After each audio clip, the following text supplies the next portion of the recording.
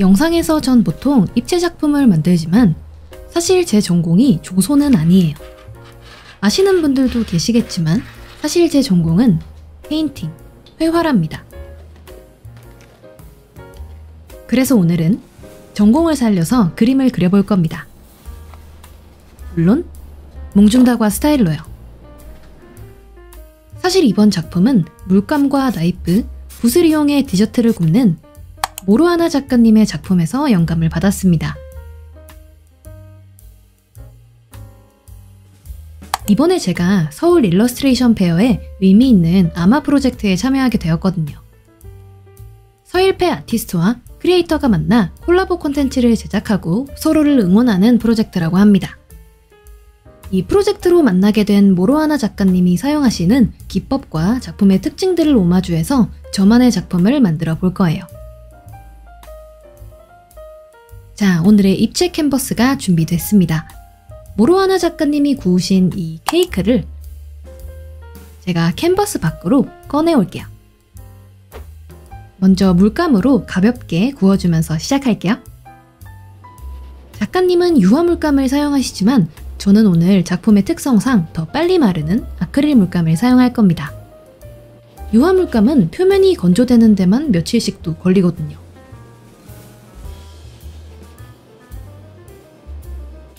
맛있는 케이크가 될 준비를 마쳤네요. 초벌을 했으면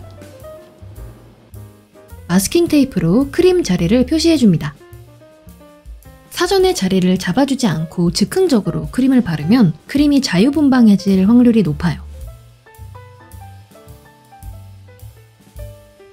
본격 베이킹을 대비한 손잡이를 꼽아주고요. 2차로 채색해줍니다. 이번에는 좀 더 물감을 도톰하게 써서 붓터치를 살려볼게요.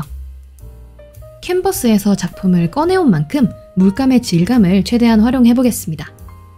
조금 러프하게 해줘도 괜찮을 것 같아요. 아크릴 물감은 건조되면서 이 볼륨이 좀 줄어들거든요. 오늘 작품의 핵심으로 넘어갑니다. 작가님 작품처럼 물감으로 크림을 만들어서 나이프로 도톰하게 얹어볼 거예요. 이 요플레 같은 아크릴 물감을 이런 꾸덕한 그릭 요거트 같은 유화 물감처럼 만들려면 보조제의 도움이 조금 필요합니다. 모델링 페이스트와 겔 미디엄, 물감을 더 꾸덕하고 도톰하게 만들어주고 건조 후에도 볼륨을 유지하는 데 도움을 줘요. 물감을 섞어서 작가님이 구우시는 이 디저트들 특유의 따뜻한 색감을 만들어줄게요.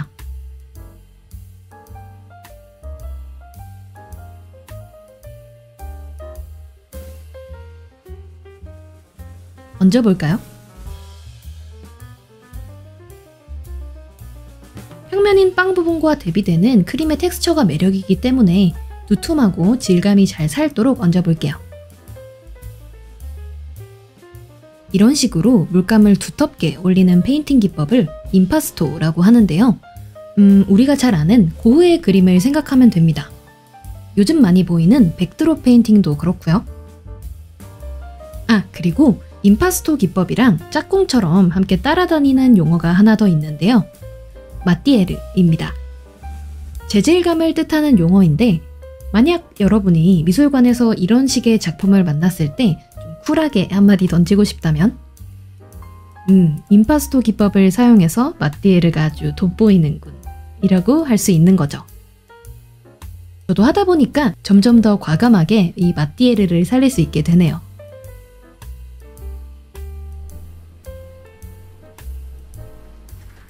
좀 더 맛있는 디저트를 향한 여정은 계속됩니다. 물감 그 이상의 맛을 낼 수 있도록 제가 작가님의 케이크 레시피를 슬쩍 훔쳐왔어요. 이제 물감은 보내주고 다른 재료를 가져와 봅니다. 얼마나 오랫동안 빛을 못 보고 있었는지 기억도 나지 않는 오일 파스텔을 가져왔습니다. 긴 세월 속에 겉과 속이 이리도 표리부동해졌네요. 일단 때를 좀 벗겨줘야 뭐라도 하겠어요. 작가님은 유화물감뿐만 아니라 석고나 오일 파스텔 같은 재료도 질감 표현을 위해 사용한다고 하시더라고요. 오일을 한 방울 톡 섞어주고 꾸덕한 물감 같은 형태로 개어줬습니다.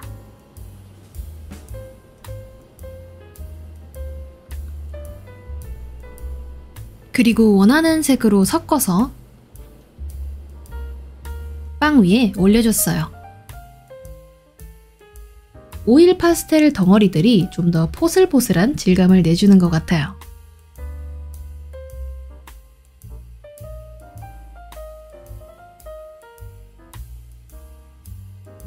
붓에 오일을 묻혀서 살살 문질러주면 꼭 유화물감 쓰듯이 연출도 가능합니다.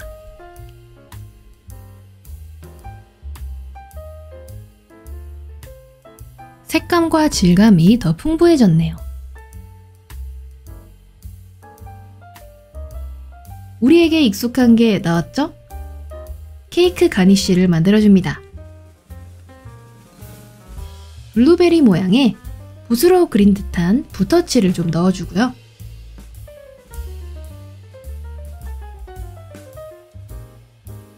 크림 가니쉬는요,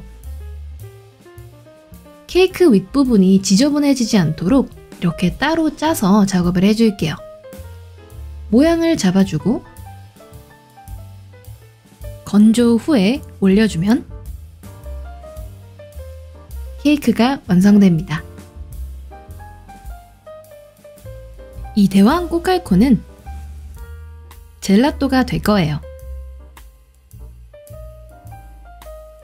수많은 디저트 작품 중에 케이크만 만들기가 아쉬워서 하나 더 준비해봤어요. 이 PBC 아이스크림 콘도 이제 그림이 될 겁니다.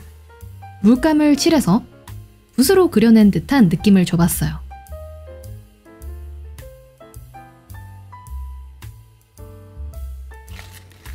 그리고 재밌는 부분인데요. 작가님의 이 젤라또는 석고로 만들어졌다고 해요. 제가 자세한 레시피는 모르지만 가능한 비슷한 느낌이 나도록 만들어봤어요. 석고를 점점 늘려가면서 농도를 맞춰주면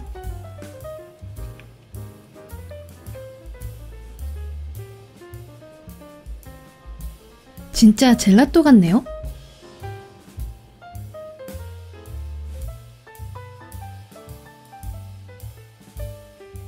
콘 위에 푸짐하게 얹어줍니다. 물이랑만 섞은 석고는 점성도 없고 꽤나 금방 굳는데요. 이번에는 아크릴 물감과 섞어서 건조도 좀 지연되고 젤라또 같은 이 쫀득한 질감도 살아나는 것 같아요. 2단으로 얹어주고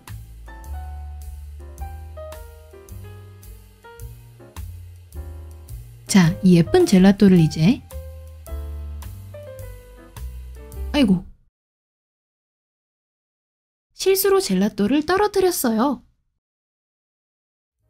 어쩔 수 없네요. 이왕 이렇게 된 거 떨어진 모양으로 질감을 더 살려주는 수밖에요.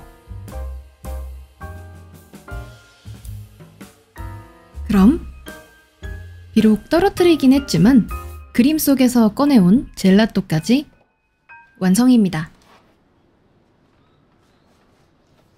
완성샷 나올 타이밍인데 오늘은 아직 조금 더 남았습니다. 모로하나 작가님 작품의 매력 포인트는 그림이지만 꼭 손에 잡힐 것 같은 입체와 평면 사이의 반입체 형태에서 오는 것 같아요. 그래서 저도 그 사이 어딘가에 한번 서보려고요. 배경의 느낌은 웨인 티보의 작품을 참고해봤습니다. 디저트를 주로 그린 웨인 티보의 작품도 붓터치의 맛이 살아있는 작품 중 하나죠.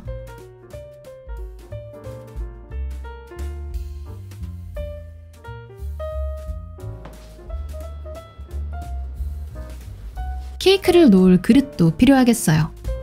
이 그릇을 깨끗한 캔버스 상태로 만들어주고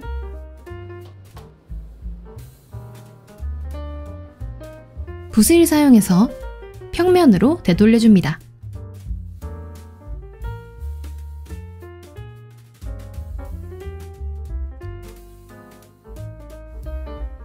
젤라또도 잊으면 안 돼요.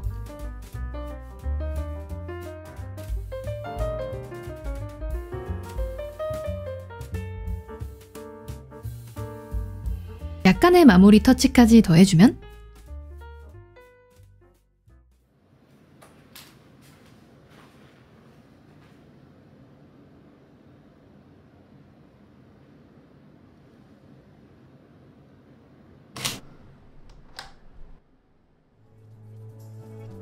아티스트와 아티스트의 만남. 아마 프로젝트로 제가 제작한 오늘의 작품은 바로 이 영상입니다. 자신만의 형태로 작업하고 있는 모든 아티스트와 크리에이터를 응원할게요. 오늘 작업의 모티브가 된 모로하나 작가님 작품은 서울 일러스트레이션 페어 D16번 부스에서 만나실 수 있습니다.